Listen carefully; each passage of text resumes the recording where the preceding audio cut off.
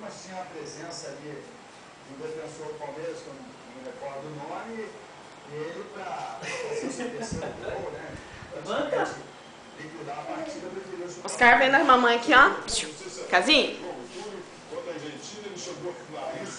Casinho. Vendo a mamãe? Vem. Nada disso, meu.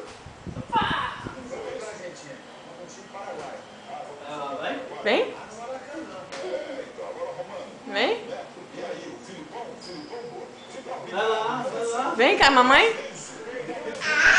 Ah, não vale. Vai lá no papai. Vai lá no papai. Vai lá no papai. Vai. Vai lá.